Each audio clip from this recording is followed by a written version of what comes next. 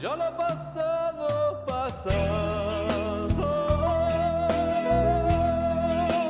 No hagan consultas. Yo ya jodí y robé. Todo quedó en el ayer. Ya olvidé. Ya robé. Ya olvidé. Aquí en Los Pinos pude vivir con harta lana. Quiero volver otra vez a ser tratado cual rey. Ya olvidé, ya robé, ya olvidé.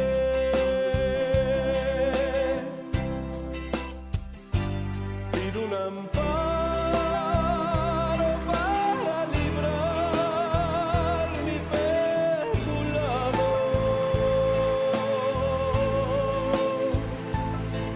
Mil tranzas con tanto y tanto dolor.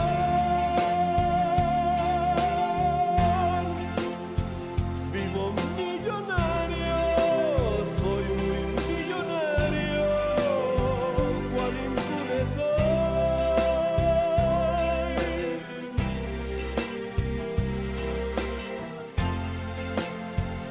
No me han agarrado, no me están chingando, ya les dije adiós.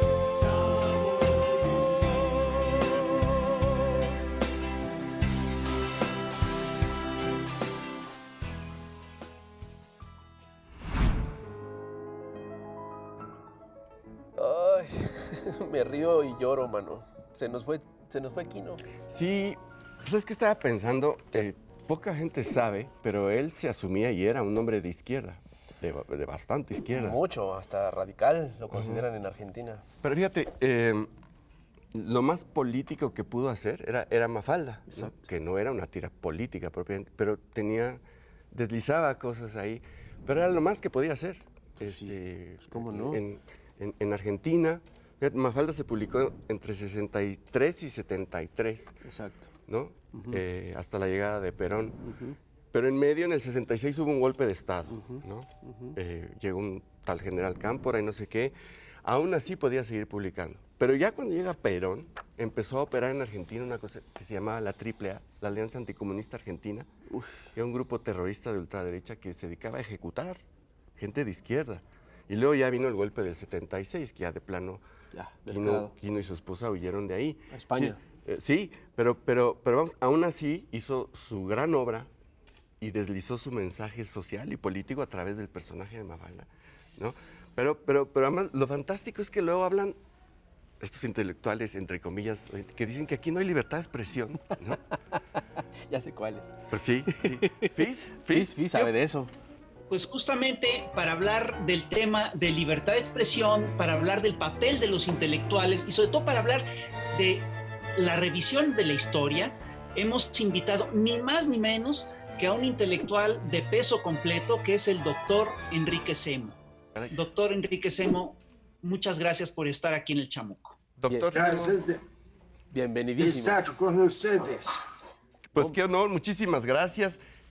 ¿Cómo ve usted este grupo de intelectuales del neoliberalismo que ahora están desgarrándose las vestiduras, están alegando que no hay libertad de expresión en México? Acabamos de poner el ejemplo de Quino en Argentina, pero hay muchos ejemplos de lo que es realmente la represión y la persecución en contra de la libertad de prensa. Mira, yo creo que nunca ha habido tal libertad de expresión crítica, porque lo que ha cambiado totalmente a Andrés Manuel López Obrador es el hecho de que el presidente acepta la crítica y contesta a ella, ¿verdad? Ha roto con ese mito de la unidad nacional, cuando dice para el bien de todos, primero los pobres, acepta que hay una diferencia esencial en nuestro país entre el 60% de la población que está en la pobreza y el resto, y que esa contradicción hay que discutirla abiertamente. Los intelectuales neoliberales que firman ese desplegado de falta de libertad de expresión, en realidad no pueden aceptar que se trate abiertamente ante todos ese problema del hecho que la nación mexicana está dividida en dos y que un presidente se preocupe de qué piensan los pobres, ¿verdad?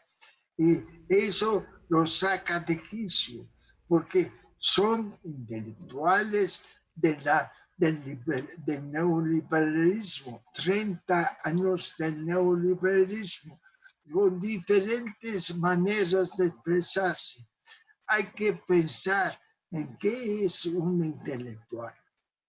Un intelectual es un artista, un científico o un escritor que interviene en los problemas públicos, se expresa constantemente sobre los problemas públicos. Ustedes, los chamucos, por ejemplo, son en ese sentido intelectuales, porque se expresan siempre sobre los problemas públicos. Su tarea no es siempre la de crear ideas. A veces, gente que crea las ideas no son intelectuales en ese sentido, ¿verdad? Pero de difundir siempre un tipo de ideología. Y sabemos que la ideología dominante es la ideología de la clase dominante. Y en ese sentido, pues, ¿quién es la clase dominante? Seguramente no los pobres de México. Entonces, hicieron eso durante 35 años.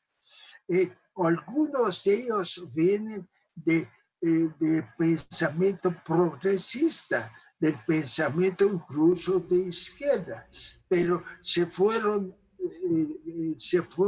cambiando a medida que el neoliberalismo estuvo conquistando las mentes y los corazones de la gente, porque el neoliberalismo es una ideología también, una ideología que coloca al individuo en competencia, en el centro de la realidad, que coloca al mercado en el centro del mundo. Entonces se fueron pasando esa ideología y ahora que tenemos un presidente que cuestiona precisamente esa ideología y lo hace abiertamente y se refiere a ellos como opositores, ¿verdad? Se consideran heridos, incluso hablan de veras, es risible del peligro de tener que irse de México, porque su libertad de expresión está en peligro. Y por libertad de expresión hablan del dominio de su ideología neoliberal, está en peligro, ¿verdad? Es muy lastimoso, pero va a haber mucho de eso todavía. Y yo creo que debemos, la cuarta transformación debe ser también una transformación ideológica. Debemos tener intelectuales de la cuarta transformación. Entre los intelectuales hay los notables, que son siempre una veintena, un cincuentenar, periodistas, artistas, cuyas ideas se difunden a todo dar. Y los comunes, muchos maestros, funcionarios, son toda la intelectualidad dominante de un régimen. Y eso se está sacudiendo. Es como un árbol que se está cayendo, se está secando y sus frutos que se han sacado se están cayendo. La libertad de expresión es que yo puedo hablar. Ese es todos, no jamás, pero yo debo poder hablar. Tremenda reflexión, doctor, sobre el tema de la pobreza en la 4T con los intelectuales. Pero tenemos que hacer un corte comercial. Vamos primero con la chamuca Cintia Bolio y regresamos con usted.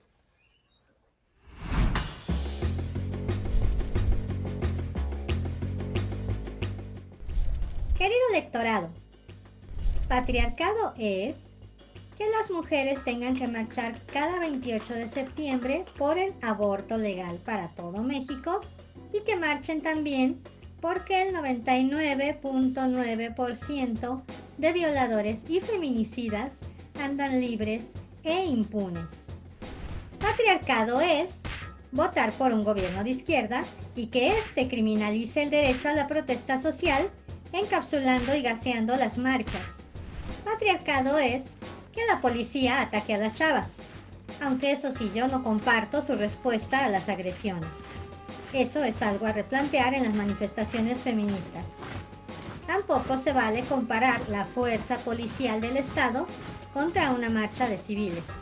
Patriarcado es que la derecha prianista quiera montarse en el movimiento para su beneficio, pero tenemos mucha memoria, aunque la derecha cínica y fake minista no la tenga. Patriarcado es el horror que vivimos las mujeres. Y va para 2 años la 4T y la violencia y la impunidad siguen. Desde el feminismo dimos votos para un cambio de régimen. No molesta el feminismo cuando marchamos por el 68 o por los fraudes del 88 para acá o Ayotzinapa, por citar algunos ejemplos. Hemos estado con todas las causas y somos parte de ellas. Patriarcado es pensar que el feminismo surgió para sabotear a la 4T, porque votamos por ella. El feminismo surgió hace siglos debido a la discriminación contra las mujeres y las violencias machistas, no al revés. Patriarcado es la lucha de hombres contra hombres por el poder político con métodos tradicionales. El feminismo es de izquierda, por cierto. ¿Y saben a quién beneficiará que nos repriman? A la derecha, pues así se pierden votos. Como feminista, quiero que ya no sea necesario el feminismo, que ya no tengamos que pedir justicia porque ya no habrá omisión ni indiferencia, que ya no sea un México feminicida, violador o que niegue el derecho a decidir. Patriarcado es tratar de deslegitimar al feminismo, silenciando nuestra causa. La 4T será feminista o no será.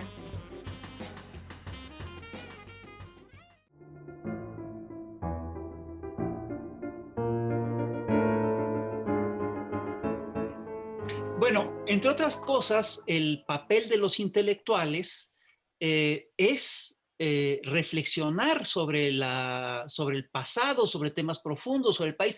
Enrique Semo acaba de escribir un libro en 2 tomos fantástico sobre la conquista, titulado La Conquista, Catástrofe de los Pueblos Originarios, que está editado por Siglo XXI y por la UNAM. En este libro, Enrique nos plantea que hay en realidad 4 actores fundamentales en el asunto de la conquista. Es una revisión del tema de la conquista. ¿Cuáles serían estos 4 actores, doctor? Los 4 actores son, en primer lugar, los amerindios, los que estaban viviendo en América y llevaban muchos antes de que los europeos tuvieran noticia de ellos, pero ellos son creadores de grandes culturas, de mucho del control de una naturaleza completamente diferente a la europea, antes que los europeos conocieran. Segundo factor de la conquista son los españoles, que son un pueblo que apenas acaban de salir de la reconquista, que significaba una guerra permanente de siglos contra los árabes, contra los musulmanes, y transportan a la conquista de América gran parte de la cultura de guerra permanente.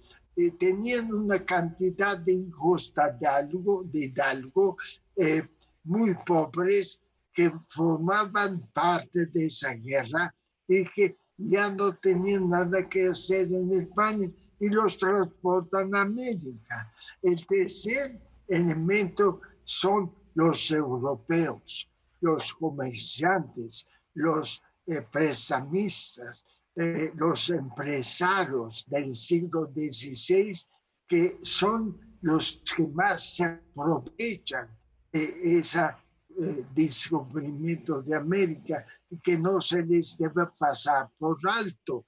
En realidad, los negocios de Holanda, de los italianos por la conquista de América fueron importantísimos. Y por último, los negros de África que llegan contra su voluntad en la calidad de esclavos.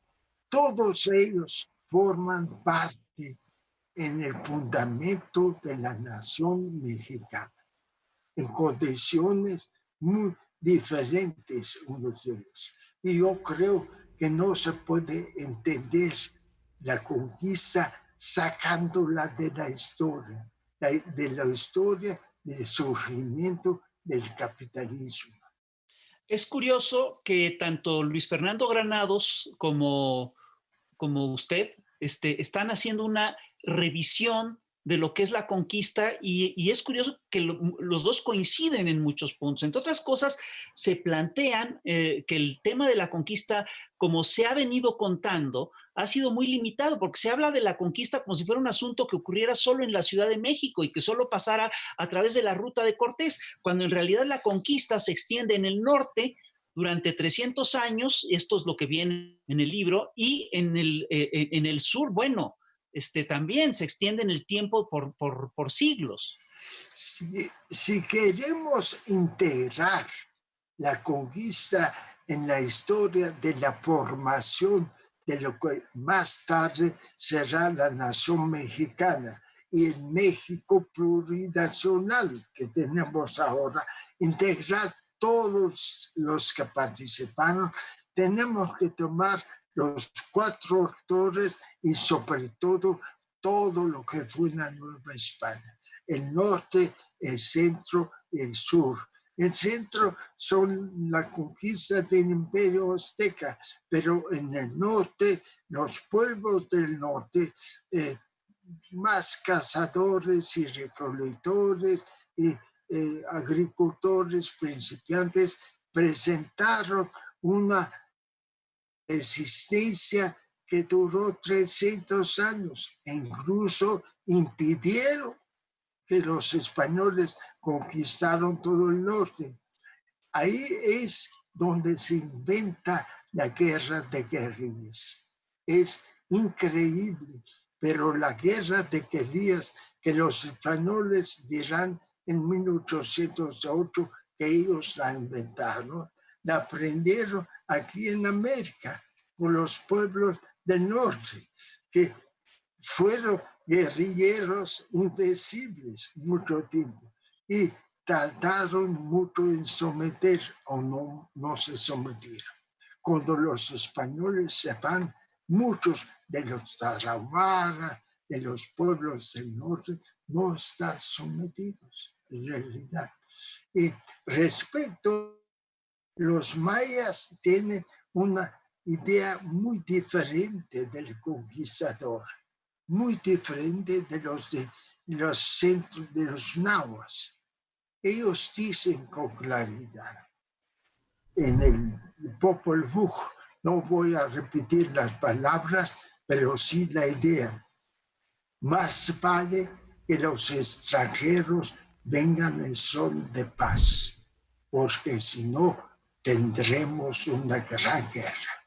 Pero hablando de guerra, doctor, me llama la atención mucho lo que usted acaba de decir, que los españoles trajeron el concepto de guerra permanente. Pero entonces, y no solo México, sino toda América Latina ha sido un territorio de guerra desde entonces para acá. Es un territorio de confrontación permanente, ¿no es así? Sí, así es, sobre todo porque los españoles durante la colonia, hasta el fin de la colonia, nunca tuvieron un ejército interno, pero los encomenderos, los españoles que se habían beneficiado, tenían una obligación de responder a cualquier llamado para repeler, sofocar cualquier levantamiento, es decir, españoles conquistadores, los terratenientes eran un ejército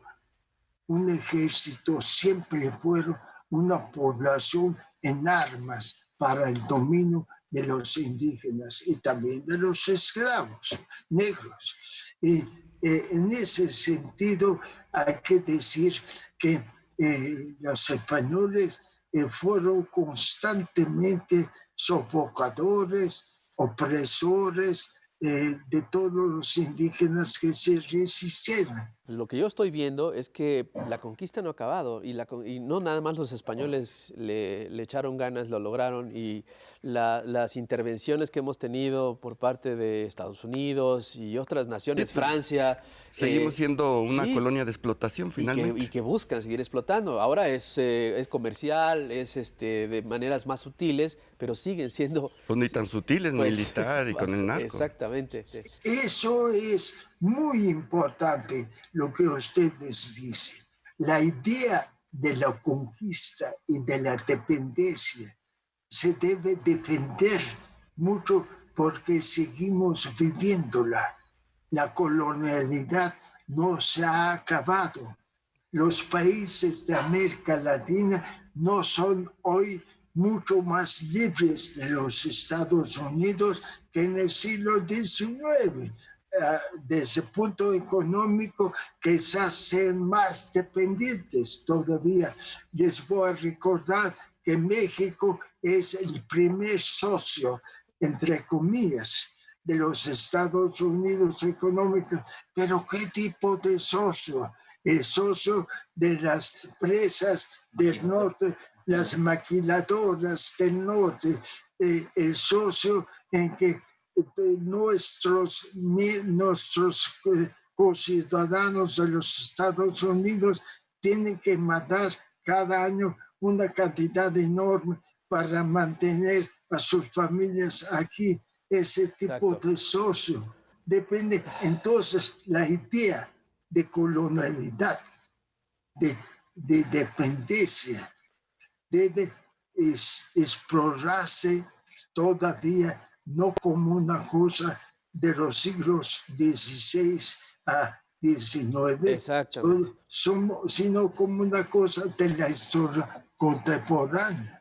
Hablando de historia contemporánea, doctor, hoy es 2 de octubre y no se olvida. Exactamente. Continuamos con el doctor Enrique Semo aquí en YouTube y seguimos hablando, entre otras cosas, de su libro sobre la conquista. En este libro, Enrique, tú hablas, entre otras cosas, de la enorme aportación que le hizo América a Europa y que esta aportación, entre otras cosas, le costó a América la sobreexplotación laboral de la gente, de los americanos, y el saqueo de materias primas. Así es. Viendo al primer aspecto, la explotación de la población, trabajo barato, en una época en que el capitalismo está surgiendo y la explotación se hace a través del dinero. O sea, puedes no tener límites. En efecto, la esclavitud fue la primera forma de trabajo en el nuevo dominio español. Y entonces las minas fueron básicamente explotadas a través de la esclavitud hasta mediados del siglo XVI y después por mano de obra barata. A través de la plata, nosotros mandábamos a Europa un plus trabajo, un exceso de trabajo de los indios de América a Europa sin recibir nada a cambio. Como decía muy bien el presidente de Bolivia, si hacemos, porque Perú fue el otro centro, si hacemos las cuentas de toda la plata que les hemos enviado gratis a Europa, nos deberían de pagar una cantidad que nos permitiría un desarrollo formidable. Ahora, segundo, todas las plantas de las plantaciones, el azúcar, el café, el cacao, todos esos productos que se fueron de América Latina a base de mano de obra muy barata y muy explotada. Fue otra que Marx lo dice, el capitalismo se habría tardado mucho más en desarrollarse sin esa contribución de América a Europa. Pero y eso debemos tenerlo consciente. O sea, Esos obreros nuestros de las maquiladoras ahora están contribuyendo a la riqueza de los Estados Unidos. esto no me suena muy Así diferente que- a lo que estamos viviendo ahora con estos tratados y con este neoliberalismo. Me suena un neoliberalismo colonial, suena como Claro. un maltratado de esclavo comercio. Bueno, o sea, nada más el ejemplo de las minas. Ahorita las minas en su gran mayoría son propiedad de canadienses Sí. o de empresarios locales como la REA. Y la mano de obra, es decir, el trato a los trabajadores, pues ahí está el caso de Pasta de Conchos, ¿no? Que se cayó la mina y Exacto, ahí y los ahí dejan. está. Y, o sea, prácticamente es lo mismo. Sí, no hemos cambiado mucho. Sí, es en realidad lo mismo. Se está repitiendo, las formas cambian, las ramas de la economía también cambian, pero el contenido que es mano de obra barata, explotada a más no poder y las ganancias se van afuera, se van a las diferentes potencias económicas. Y en ese sentido, la colonia fue una relación extrema, pero continúa hasta nuestros días. ¿Qué tanta diferencia realmente hay entre la colonialidad, digamos, de la Nueva España y la colonialidad neoliberal? Porque parece una cosa, perdón. La diferencia está en lo que hemos conquistado de independencia. El pueblo mexicano ha luchado todo el tiempo por una independencia de los Estados Unidos y de las grandes potencias. La primera fue la independencia, el derecho a tener un Estado propio, ¿verdad? Y lo logramos. La segunda fue el derecho de que la sociedad tuviera múltiples expresiones y no estuviera acaparada por la iglesia cristiana, que era la única con derecho a hablar. Todos los demás debíamos callar y obedecer, ¿verdad? Esa fue la segunda. Y la tercera fue reconocer que los campesinos y los indígenas que son hasta hoy día campesinos tienen los mismos derechos de expresión. Hubo intelectuales de izquierda, por ejemplo, el maestro rural, que llevó a la comunidad las ideas de la liberación, de la igualdad, junto con la reforma agraria de Lázaro Cárdenas, ¿verdad? Hay épocas en que el intelectual es un revolucionario y hay épocas en que es un conservador. Bueno, nuestros intelectuales conservadores se quejan de que les falta libertad de expresión.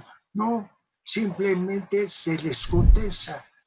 Y no lo soportan. Quiero hacer una observación. Fíjate que es curioso porque, que estos intelectuales se quejan de que está amenazada la libertad de expresión y sin embargo no pueden poner un solo caso de censura, no lo pueden presentar porque no hay tal. Y lo que sí tenemos, lo que yo sí creo que amenaza la libertad de expresión es la infodemia, es la lluvia de mentiras. Y estoy convencido de que decir que la libertad de expresión está amenazada hoy contribuye, entre otras cosas, a la lluvia de mentiras, engrosa la infodemia. ¿No pone esto realmente en riesgo la libertad de expresión? Tienes mucha razón. Muchos de esos intelectuales siguen gozando de enorme participación en la formación de la ideología. Son miembros de programas de televisión, de radio, tienen revistas influyentes en ciertos medios. Nadie les impide decir, pero hay algo nuevo, no se les contesta desde el poder, porque se ha caído el mito de la unidad nacional. Exacto. Este país hay dos naciones, hay los pobres y hay los que comemos de más. Por ejemplo, yo, es decir, bueno, yo también. y no puede haber unidad nacional en los intereses, hay intereses diferentes. Y por lo tanto, ellos están espantados hacia eso, ¿verdad? Y esa campaña es muy peligrosa. Tú mismo me decías que en tiempos de Madero, primero hubo la campaña y después el golpe de Estado. Y la campaña fue muy importante porque inmovilizó a la gente. La gente no sabía qué está pasando en realidad. Y eso es lo que están tratando de hacer esa vez también. Con mira a las elecciones de 21 y también al plebiscito que después va a haber sobre el presidente. Lo que les molesta no es que su libertad de expresión esté amenazada, exacto, que no lo está. Lo que realmente les indigna es que la hegemonía de su discurso se acabó. Sí. Porque, caray, la verdad es que tenían todos los espacios para ellos. Es decir, solamente era la voz de ellos la que se escuchaba. Este programa era imposible, exacto, en la época anterior. Es lo que Carlos Facio llamaba la uniformidad mediática de los neoliberales. Pero tenían todos los espacios. Y otra cosa muy importante que está señalando bien el doctor es que se está poniendo sobre la mesa el tema de la pobreza en serio. No, claro, nada más así como de, son números y son daños colaterales. No. Se está poniendo realmente sobre la mesa el tema de proteger a los pobres. Sí, lo que dice el doctor. O sea, realmente no es que se esté dividiendo o polarizando al país hoy en día. El país estaba dividido desde el momento en que la mayoría de la gente, que son 70 millones según Julio Volvinic, están en extrema pobreza, y solo el 10% vive bien. Exacto. Esa es la real división. Y viene de la colonia. Sí. Bueno, en ese sentido, la colonia se repite también en otro aspecto. La colonia estuvo basada con un gran discriminación, un gran racismo, la discriminación del indio, del moreno. Hay en la conquista española una rama de pensamiento que era dominante entre los conquistadores, entre los primeros dueños de riquezas aquí, que era que el indio no es un ser igual que el blanco. En origen, en génesis, es diferente, inferior. Como decía Ginés de Sepúlveda, la diferencia entre los españoles y los indios es la misma diferencia que hay entre el hombre adulto y el niño, entre el hombre tolerante y abierto y el mono. El mono era el indígena. Buffon y De Pau y otros naturalistas del siglo, bueno, y otros naturalistas del siglo de la Ilustración se planteaban que el mesoamericano era un hombre inferior porque como vivía en las alturas, le escaseaba el oxígeno y entonces no se podía desarrollar bien.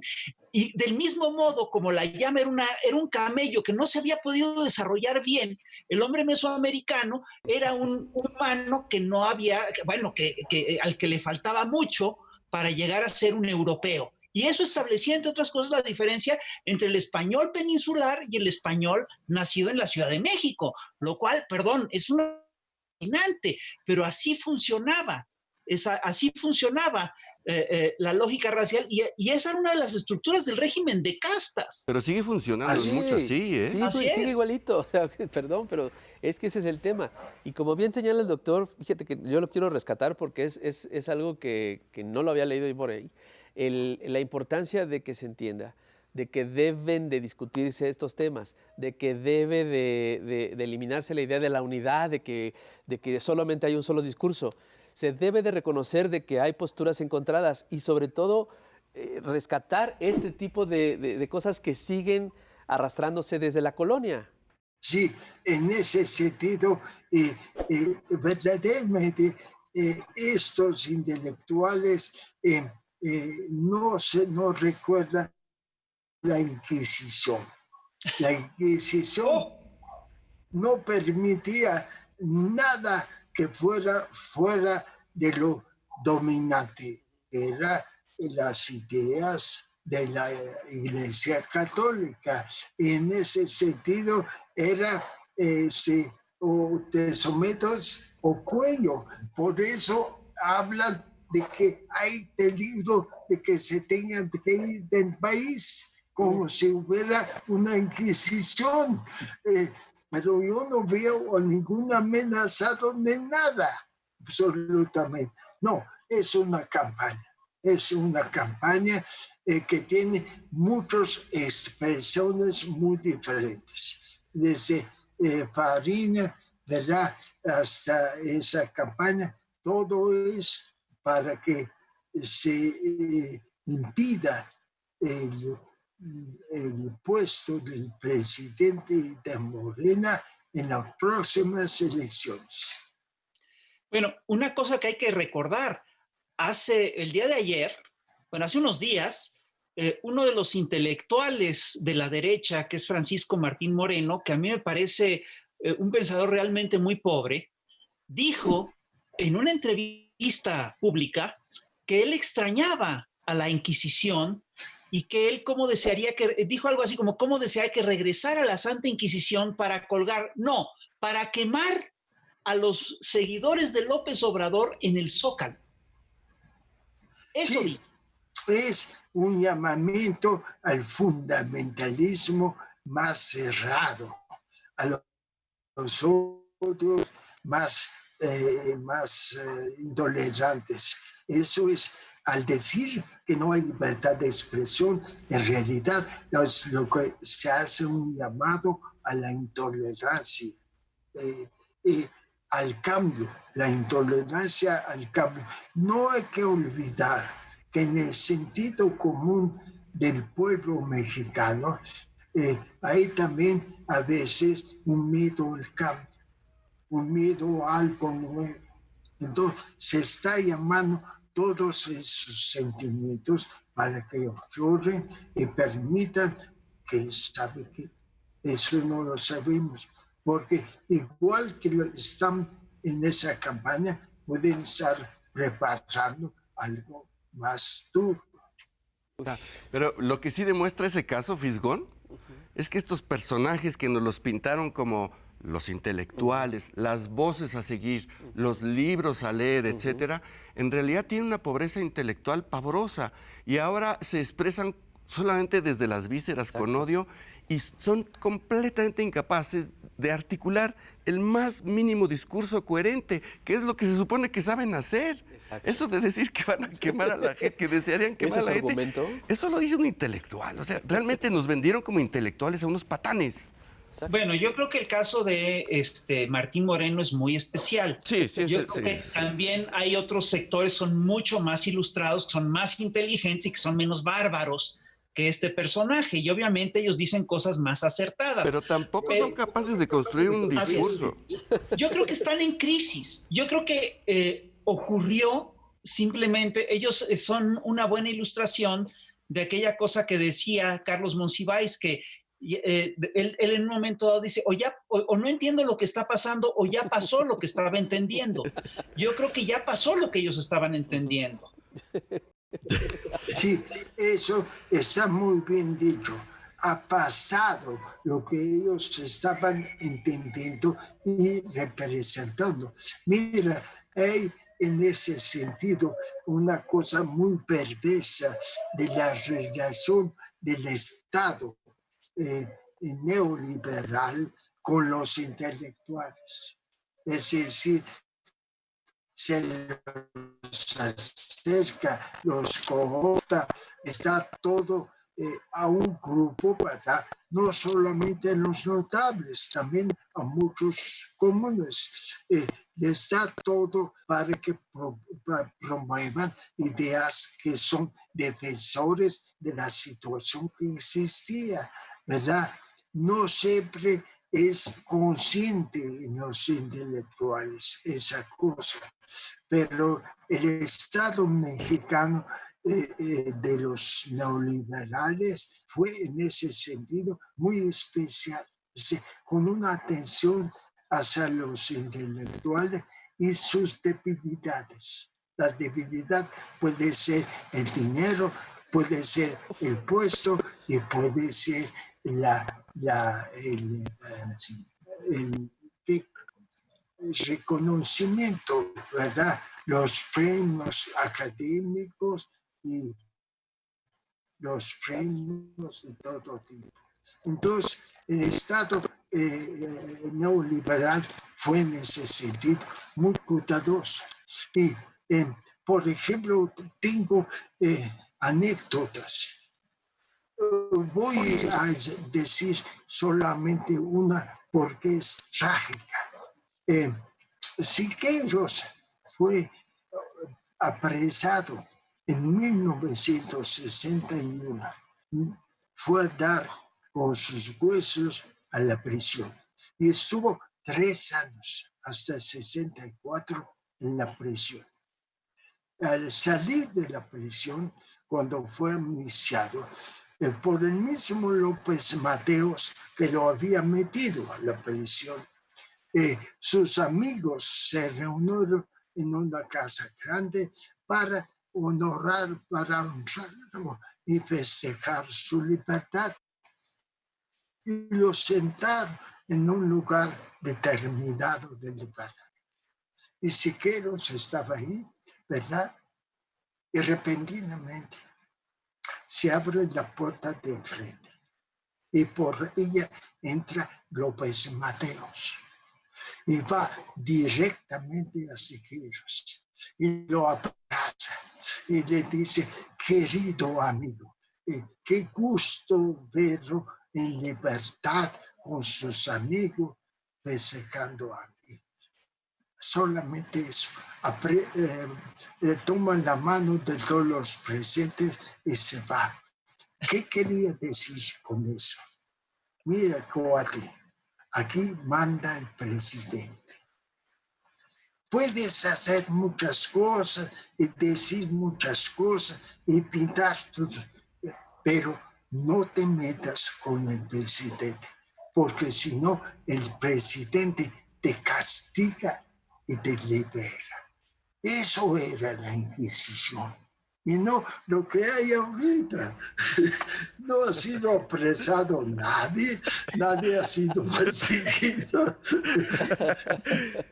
Esa no es una anécdota nada más. Me vino directamente de la víctima, que me lo contó.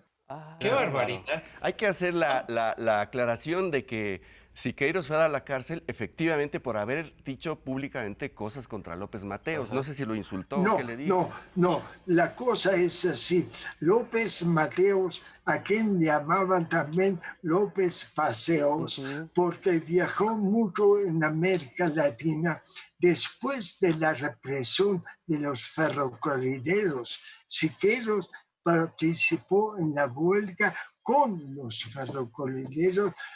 Se fue a diferentes países de América Latina, pero Siqueiros se iba antes que él y hacía un gran meeting antes de que él llegara. A la gente lo que pasó en México con los ferrocarrileros y todos los sindicalistas que estaban en huelga, los maestros, los telegrafistas, le contaba a la gente y luego llegaba López Mateos, ¿verdad? Con ese al terminar el viaje, mete a Siqueiros en la cárcel. El otro que iba también en ese tour con Siqueiros era Renato Leduc, que tuvo a bien irse del país. ¿No? Es decir, eso sí es censura, es decir, eso no lo que tenemos ahorita, lo que tenemos ahorita es otra cosa. Yo creo que al contrario, lo que se está dando es por primera vez un debate real. Exacto. Y un debate de ideas y un debate de fondo sobre el destino de la nación. Bueno, es lo que decías al principio, Fisgón, estabas hablando con el doctor Semo sobre el tema de Madero y eso. Es decir, Madero tiene libertad, da libertad de prensa absoluta, pero es en el régimen anterior de Porfirio Díaz donde meten a la cárcel a periodistas, a caricaturistas, etcétera, pero se quiere pintar como que Madero es el tirano, ¿no? Oiga, doctor, y con eso quiero preguntarle. No hay que olvidar. Perdón, Fis. Perdón. A ver, no, dale, Fis. Y otra cosa que no hay que olvidar es que justamente uno de los caballitos de batalla de digamos, de los golpistas latinoamericanos ha sido justamente señalar la falta de libertades democráticas de los regímenes progresistas. Y ese ha sido, digamos, el argumento mediante el cual han defenestrado a Dilma Rousseff, han atacado, han encarcelado a Lula, han buscado a los gobiernos de Venezuela, de Bolivia, de Ecuador, etcétera, etcétera. De Argentina. Por eso es tan clara esta acusación. Claro. En todos esos gobiernos que citaste, antes de que se produjeran o bien golpes de Estado, como en Brasil, o bien un triunfo electoral muy costoso. Antes de eso, había una terrible campaña de desprestigio contra los gobernantes electos democráticamente. Oiga, doctor, ¿usted qué cree que hubiera pasado si Francisco I. Madero hubiera hecho mañaneras y se hubiera defendido de la prensa que lo atacaba todos los días? Mi querido amigo, no había televisión, así que... Pues para poner el ejemplo, imagínate que se hubiera defendido, imagínese que se hubiera defendido como ahora se defiende este nuevo régimen. Bueno, tengo que decir con toda sinceridad algo que pienso. Entre Madero y AMLO hay una diferencia. Había una ingenuidad en Madero por sus orígenes. Madero era el hijo de una familia muy bien vista, muy rica, parte de la élite mexicana. Y todos los avisos que le daban sus amigos, por ejemplo, Villa, de que se ponga a pensar de que está en peligro, no los tomaba en cuenta. Y eso en gran parte le costó el golpe de Estado. Yo creo que AMLO ha aprendido muy bien la lección y sabe una cosa, su defensa es el pueblo, su defensa es su electorado. El primer presidente que entra con 53% de las voces populares a la presidencia mucho tiempo, ¿verdad? Y que Andrés Manuel, con sus mañaneras, que había comenzado desde que era el jefe del gobierno del Distrito Federal, se enfrenta directamente a la crítica y plantea las nuevas ideas, en la nueva forma de gobernar, porque la aportación de Andrés Manuel a la política mexicana es la nueva forma de gobernar, el diálogo permanente con el pueblo. Eso en 35 años de neoliberalismo no lo vimos nunca. Gobernaban los tecnócratas que se creían poseedores de una verdad eterna. Se acabó. Andrés Manuel no es poseedor de ninguna verdad eterna. Se inspira en el pueblo y se dirige permanentemente. Eso es su gran escudo. Bueno, pues si ya no tenemos nada más que agregar, despidamos este maravilloso programa que creo que fue muy, muy, muy didáctico, muy aleccionador. En verdad, creo que todos tenemos que leer estos libros. Estos son 2 tomos que se llaman La Conquista, del doctor Enrique Semo, y que ya me muero por leer. Es sobre la conquista, pero tiene que ver con la realidad de hoy. Van a ver. Perfecto, pues desde ya lo saben. Que sí. Doctor, muchísimas gracias. Fue una cátedra esta plática con usted. Muchísimas gracias por estar con nosotros. Sí, señores. Pues Fis, Higuera, muchísimas gracias, señoras y señores. Nos vemos a la próxima, ya lo sabe. Comparte este programa porque ya ve que se puso buenísimo. Ya lo sabe, nos vemos a la próxima. Cuídense mucho.